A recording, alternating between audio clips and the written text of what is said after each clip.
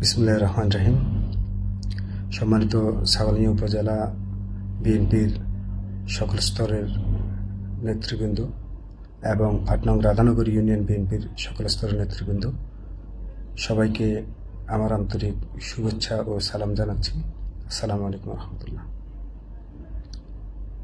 আগামীকাল ছাগলনাইয়া বিএনপির উদ্যোগে ৮ নং রাধানগর ইউনিয়নে অনুষ্ঠিত হতে যাচ্ছে ঈদ পুনর্মিলনী অনুষ্ঠান। সেখানে প্রধান অতিথি হিসেবে উপস্থিত থাকবেন ফেনী ১ আসনের সাংগঠনিক সমন্বয়ক, ঢাকা মহানগর দক্ষিণের সম্মানিত আহ্বায়ক জনাব মুন্সি রফিকুল আলম মজনু ভাই। এই অনুষ্ঠানে প্রধান অতিথি হিসেবে থাকার সম্মতি জ্ঞাপন করার কারণে আমি জনাব রফিকুল আলম মজনু ভাইকে আমার অন্তর থেকে ধন্যবাদ জ্ঞাপন করছি। আমরা রাধানগর ইউনিয়নবাসী, রাধানগর ইউনিয়ন বিএনপির নেতৃবৃন্দ যারা দেশের বাইরে আছি, আমরা প্রত্যেকেই গর্বিত বোধ করছি যে আপনারা আমাদের ইউনিয়নকে পছন্দ করে নিয়েছেন এরকম একটা সুন্দর অনুষ্ঠান করার জন্য। তো আমি আজকে ফেসবুকে একটা পোস্ট দিয়েছিলাম যে আমার কিছু কথা ছিল, ওই কথাগুলো বলার জন্য মূলত আমি আজকে আপনাদের সাথে এখানে আসা। সম্মানিত রাধানগর ইউনিয়নবাসী তথা রাধানগর ইউনিয়ন বিএনপির সকল পর্যায়ের নেতাকর্মীবৃন্দ, আমি রাধানগর ইউনিয়নের সন্তান, আপনারা আমাকে জানেন এবং চেনেন। আমি 1997 সাল থেকেই মূলত বিএনপির রাজনীতির সাথে জড়িত। আমি প্রথমে আমার ওয়ার্ড ছাত্রদলের প্রেসিডেন্ট ছিলাম, এরপরে ইউনিয়ন ছাত্রদলের সহসভাপতি ছিলাম, তারপরে আমি 2004 সালে বিদেশ আসি। আমার আব্বার নাম হচ্ছে আবুল খায়ের, সবাই ওনাকে আবুল খায়ের টেলার হিসেবে চেনেন। আমার আব্বা 1966 কি 68-তে ছাগলনাইয়া পাইলট উচ্চ বিদ্যালয় থেকে ম্যাট্রিক পাশ করেন। এরপরে ছাগলনাইয়া সরকারি কলেজের প্রথম বেচের ছাত্র ছিলেন এবং ওনারাই ওনাদের হাত ধরে ছাগলনাইয়া কলেজ প্রতিষ্ঠিত করেছিলেন। তো আমি বিদেশে আসার আগে বিএনপি করার কারণে নানাভাবে নির্যাতিত হয়েছি, অসংখ্য মামলা ছিল, মামলা খেয়েছি রাজনৈতিক। 1997 সালে বিএনপি করার কারণে তখনকার আওয়ামী লীগের ফেনী ২ আসনের এমপি জয়নাল হাজারী, যাকে আমরা সন্ত্রাসের গডফাদার হিসেবে চিনতাম, জয়নাল হাজারী কর্তৃক আমাদের বাড়িঘর ভাঙচুর করা হয়, আমাদের বাড়িতে হামলা চালানো হয়। তো এরপরে আমি বিদেশ আসি 2004 সালে। কিন্তু বিদেশ আসার পর থেকেও আজ পর্যন্ত কখনো আমি বিএনপির আদর্শ থেকে, নীতি থেকে এক বিন্দু এদিক সেদিক হয়নি। আমি বিএনপিকে ভালোবাসছি, সক্রিয়ভাবে বিএনপির সাথে ছিলাম। আমি বর্তমানে ফেনী জেলা স্বেচ্ছাসেবক দলের সহ পরিবেশ বিষয়ক সম্পাদকের দায়িত্ব পালন করছি। এরই সাথে আমি ওমানের সালালা প্রদেশের বিএনপির সাধারণ সম্পাদকের দায়িত্ব পালন করছি এবং ফেনী জেলা জাতীয়তাবাদী ফোরাম ওমানের সভাপতির দায়িত্ব পালন করছি।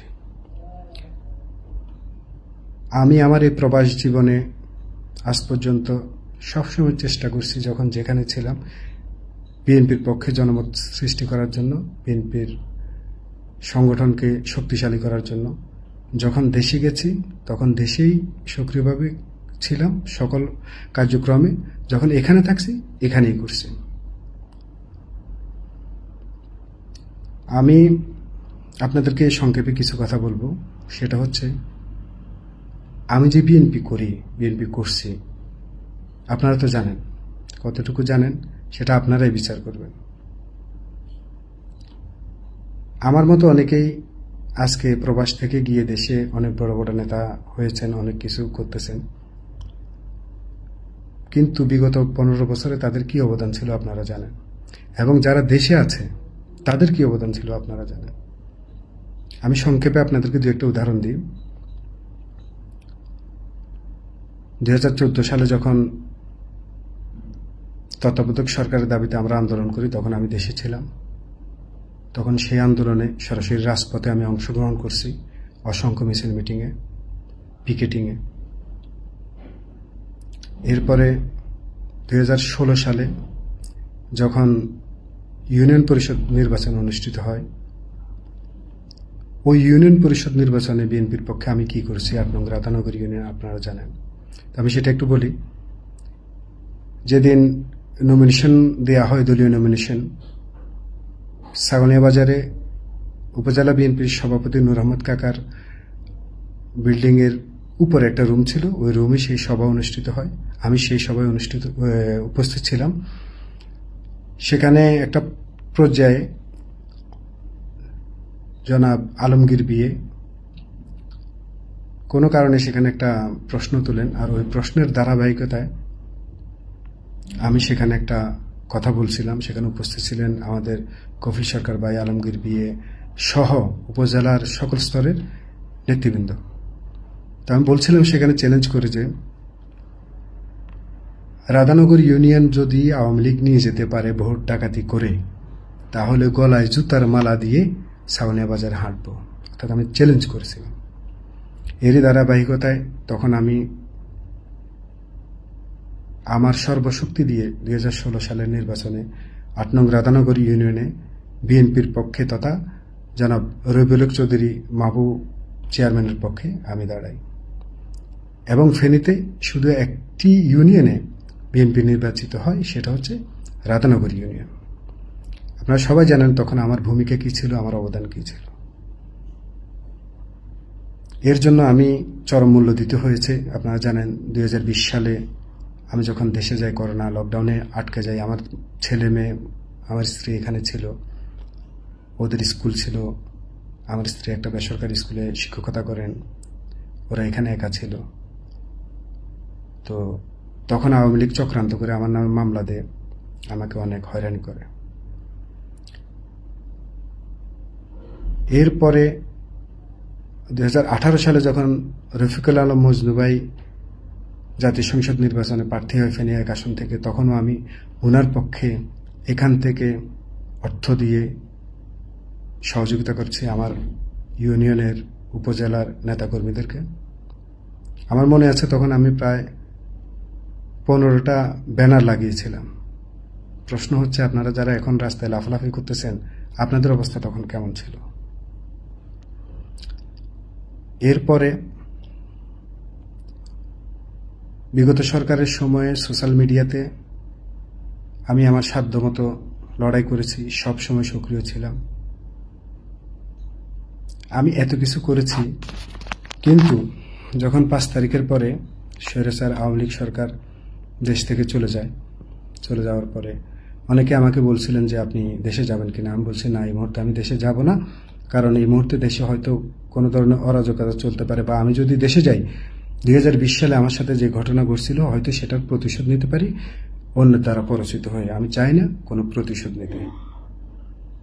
কিন্তু এরপরেই আসে বন্যা। এই ভয়াবহ বন্যা ইতিহাসে আমরা কখনো দেখি নাই। ওই বন্যার ভয়াবহতা দেখে সোশ্যাল মিডিয়াতে আমি এখানে স্থির থাকতে পারি নাই। আপনারা দেখছেন সবসময় কান্না জড়িত অবস্থায় ছিলাম। 7 দিন আমি ঘর থেকে বাইরে হইনি, অথচ আমার এখানে ব্যবসা বাণিজ্য তখন সিজন চলতেছিল। তো এক পর্যায়ে আমি আমার সন্তান, স্ত্রী সবাইকে রেখে, ব্যবসা বাণিজ্য রেখে আমি এখান থেকে পাগলের মতো ছুটে যাই দেশে গিয়ে আমি আমার সাধ্যমতো দেশের মানুষের, আমার এলাকার মানুষের সহযোগিতা করার জন্য আমি রাস্তায় নামি।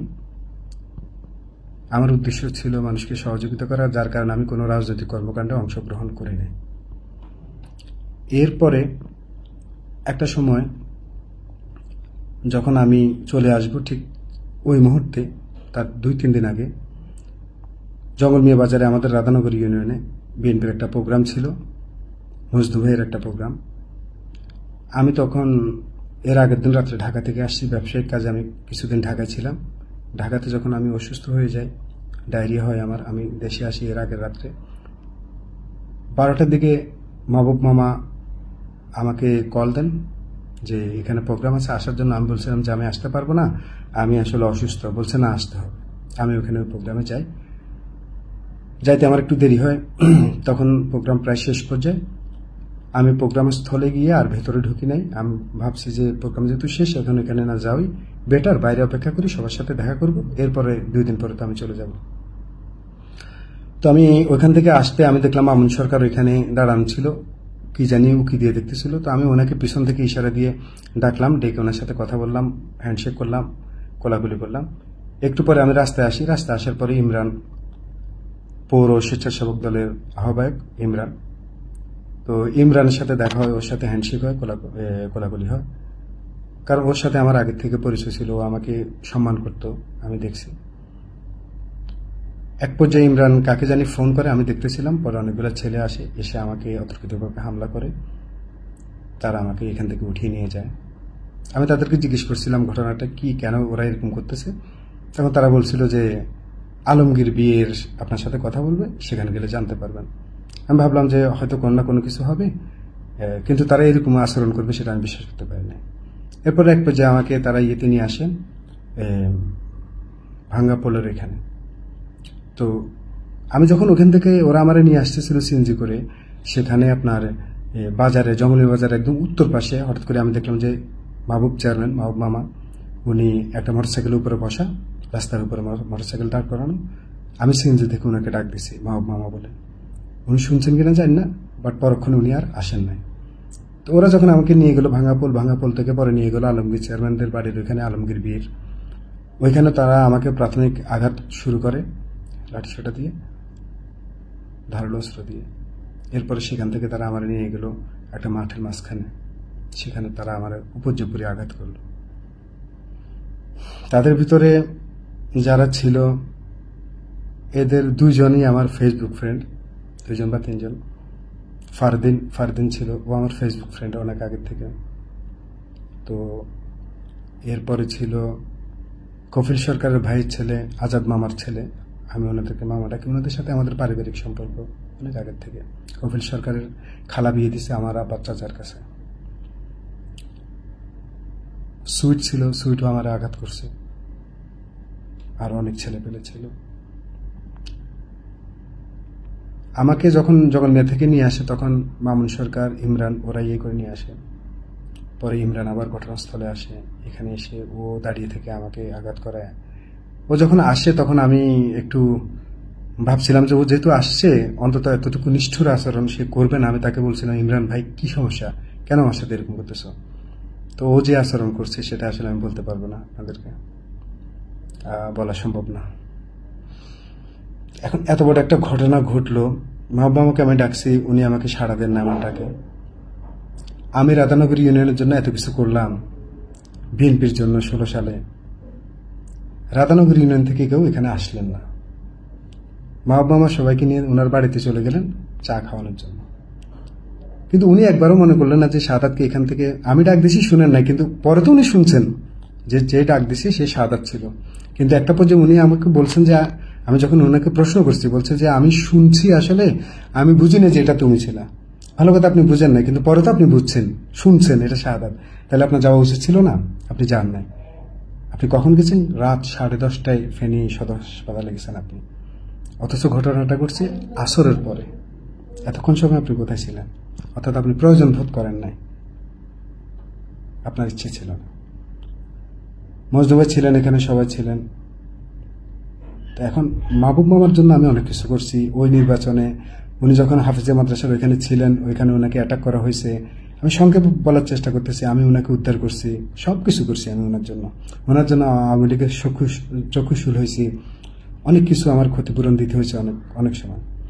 তো আওয়ামী লীগ যখন আমার নামে মামলাটা করে আমার এলাকার ছেলেকে দিয়ে, তখন আমি ওনাকে বলছিলাম যে মামলার বাদী তো আমার এলাকার, আপনি তো ইউনিয়নের রানিং চেয়ারম্যান, আপনি যান ওনাদের কাছে, ওনাদেরকে বলেন যে যাই হয়েছে প্রয়োজন আমরা ইউনিয়ন পর্যায়ে বসবো, এলাকা পর্যায়ে বসে আমরা এটা সলিউশন করবো।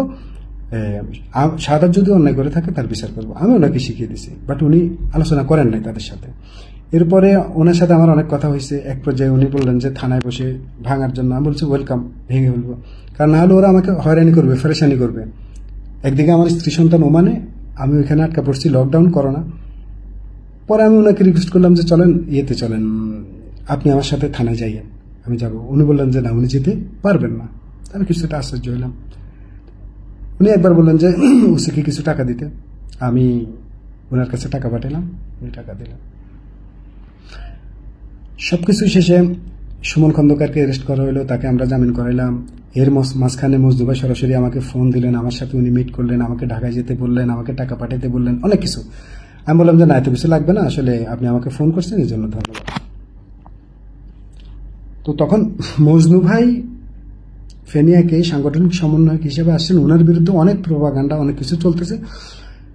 আমি যখন জানলাম যে দলের পক্ষ থেকে উনি এখানে আসছেন, তাহলে আমি যদি দল করি, দলের সব আদেশ নিষেধ মানা তো আমার জন্য বাধ্যতামূলক। আমি বলছিলাম দল যেহেতু ওনাকে সমন্বয়ক হিসেবে পাঠাচ্ছি, তাহলে আমি অবশ্যই ওনাকে মানবো যতদিন পর্যন্ত উনি এ দায়িত্বে আছেন।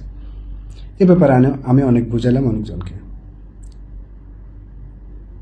এই প্রেক্ষাপটে যদি বলি, মজনু ভাই আপনি যখন পাঠাননগরে করেন, প্রোগ্রাম করেন, যেদিন পুলিশ হামলা করলো, ওই প্রোগ্রামে আমি গেছি, প্রাইভেট কার ছিল আমার, আপনার গাড়ির পিছনে আমি ছিলাম, আপনি জানেন সব কিছু। এখন যারা আপনার পেছনে ঘুরে রাধানগর ইউনিয়নের, তাদের অনেককে আমি বলছিলাম যে আমি গাড়ি নিব, তোমরা চলো, কেউ যায়নি। ভালো কথা, কিন্তু আমি তো গেছিলাম। যখন পুলিশ আক্রমণ করে সবাই ভাগছিল, আপনার গাড়ির পিছনে শুধু আমার গাড়িটা ছিল, আর ওই গাড়িটা নিয়ে আমি আপনার বাড়ি পর্যন্ত আসছি। পরে কপিল সরকার আসছেন, অন্যান্যরা আসছেন, সেখানে বসছি, আমরা গল্প করছি, চা খাইছি, গেল সেটা।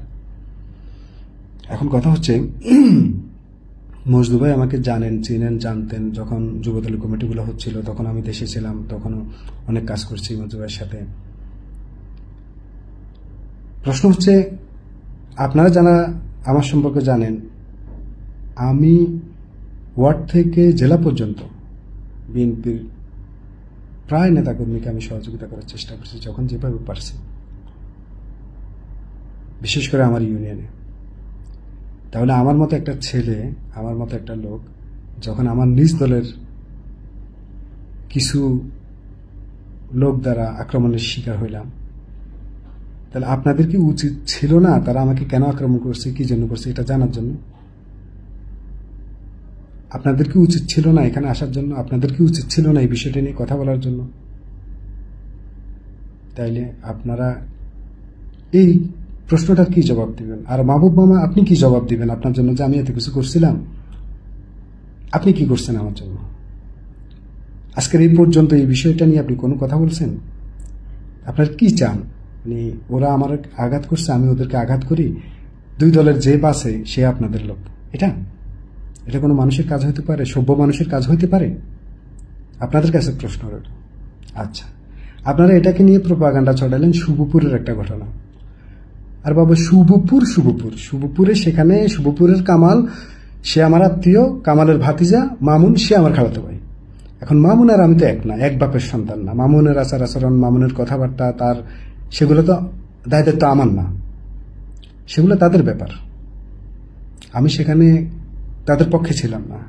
মাহবুব মামা, আপনি জানেন, আপনাকে অসংখ্যবার অনুরোধ করা হয়েছিল যে ওদের সমস্যাটা সমাধান করে দেন বসে। আপনি বলছেন না, কামাল বেয়াদব, কামাল কথা শুনবে না। মমিন ভাই, উপজেলা যুবদলের মমিন ভাইকে বলছি, জসিম মামাকে বলছি, আপনারা তো জানতেন। আমি আপনাদেরকে এবার বলছিলাম যে ওদের জিনিসটা সমাধান করে দেন, আপনারা জানা, যেহেতু সবাই আমাদের দলীয় লোক, আমরা চেষ্টা করি এটা করে দিই।